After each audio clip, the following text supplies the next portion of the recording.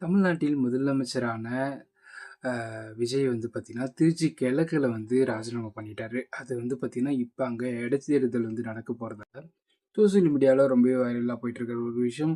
அ actor Lawrence அவர் வந்து பார்த்தீங்கன்னா, அ வந்து டிவிகேல ஜாயின் பண்ணி, அந்த இடத்துல தொகுதியில நிக்க போறதா ஒரு நியூஸ் வந்து சோசியல் மீடியால கிட்டத்தட்ட ஒரு 4 டேஸா, 5 டேஸா ரொம்பவே வைரலா வந்து போயிட்டுருக்கு. அப்படி இருக்கும் நிலைமையில, இப்ப ஆக்டர் ராகவா லாரன்ஸ் வந்து அவரே சோசியல் மீடியாவுல ஷேர் பண்ணியிருக்காரு. என்ன அப்படின்னு பார்த்தீங்கன்னா, என் அம்மாவுடைய ஆசீர்வாதத்தால இப்போ நான் ஓரளவுக்கு ரொம்பவே நல்லாவே இருக்கேன். என்னால முடிஞ்ச ஹெல்ப் வந்து மக்களுக்கு நல்லா பண்ணிட்டு இருக்கேன். அப்படி இருக்கிற நிலைமையில இப்போ வந்து பார்த்தீங்கன்னா, திருச்சி கிழக்கு அந்த தொகுதியில வந்து நான் வந்து நிக்க போறேன் அப்படின்னு சொல்லிட்டு சோசியல் மீடியாவுல வைரஸா வந்து பார்த்தீங்கன்னா பரவிட்டு இருக்கு. அதுக்கு பதில் குடுக்கிறதுக்காக தான் நான் இந்த விஷயத்த வந்து ஷேர் பண்றேன் அப்படின்ற மாரி ஷேர் பண்ணியிருக்காரு. அதாவது பீன்ஸ் அந்த ஷூட்டிங் வந்து 10ஆம் தேதி எண்டுல தான் வந்து பார்த்தீங்கன்னா, 10ஆம் தேதி முடியுது. 11ஆம் தேதி காலையில 9 மணிக்கு நான் வந்து பார்த்தீங்கன்னா, அ ஒரு நியூஸ் குடுக்குறேன் அப்படின்ற மாரி அவர் வந்து சொல்லியிருக்காரு. இதுலேருந்து அவங்களுடைய ரசிகர்கள், ஃபேன்ஸ் எல்லாருமே சொல்லியிருக்கிற ஒரு விஷயம், அவர் வந்து பார்த்தீங்கன்னா, இப்ப டிவிகேல ஜாயின் பண்ணி அவரு நல்லது பண்ண போறதா ஒரு நியூஸ். அதுதான் கன்ஃபார்ம். அவரே வந்து பார்த்தீங்கன்னா, 10ஆம் தேதி காலையில 9 மணிக்கு சொல்லப் போறாரு. நான் டிவிகேல ஜாயின் பண்ண போறேன். திருச்சி கிழக்குல வந்து அவர் நிக்க போறாரு. அதான் கோட் வேர்டோட அவர் வந்து பார்த்தீங்கன்னா சொல்லியிருக்காரு.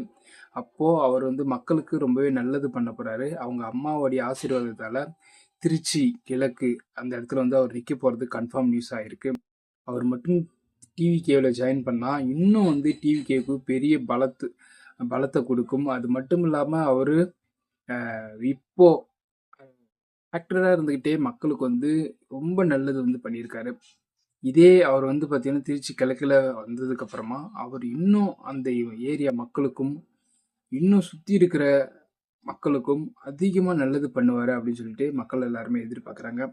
அப்படி இருக்க நிலைமையில கன்ஃபார்ம் அவரு டிவிகேல ஜாயின் பண்ணுவாரு அப்படின்னு சொல்லிட்டு தான் நம்ம எதிர்பார்க்குறோம். இன்னும் ஒரு சில விஷயங்கள பத்தி ஷேர் பண்ணியே ஆகணும். அதாவது அண்ணாமலை வந்து இப்போ கட்சி ஆரம்பிச்சிருக்காரு. அந்த கட்சிக்கு மக்கள் எல்லாருமே ரொம்ப பெரிய ஆதரவு குடுத்துட்டு இருக்காங்க அப்படின்னு சொல்லிட்டு எல்லாருமே சொல்லிட்டு இருக்காங்க. அதாவது விஜய் வந்து இப்ப கட்சி ஆரம்பிச்சு 2 வருஷம் தான் ஆகுது. அதுக்குள்ளயே முதலமைச்சர் ஆயிட்டாரு அப்படின்னு சொல்லிட்டு வயித்தெரிச்சலால தான் வந்து பார்த்தீங்கன்னா, பல பேர் வந்து பார்த்தீங்கன்னா கட்சி ஆரம்பிச்சிருக்காங்க. அதாவது ஒரு பக்கம் ஜெயலலிதா போயிட்டாங்க. இன்னொரு பக்கம் விஜயகாந்தும் போயிட்டாங்க. அதுக்கப்புறம் கலைஞரும் வந்து போயிட்டாங்க. அதெல்லாம் போய் இப்ப அரசியல் களமே சூடு பிடிச்சு லாஸ்ட்டுக்கு ஒரு நல்ல தலைவன் வரணும் அப்படின்றதுக்காக மக்கள் எல்லாருமே பாடுபட்டு, அ ஒரு நல்ல தலைவன் வரணும் அப்படின்றதுக்காக விஜய வந்து முதலமைச்சரா ஆக்கி உட்கார வச்சிருக்காங்க. அதே இடத்துல அண்ணாமலையும் வருவாருன்னு எதிர்பார்க்குறாங்க.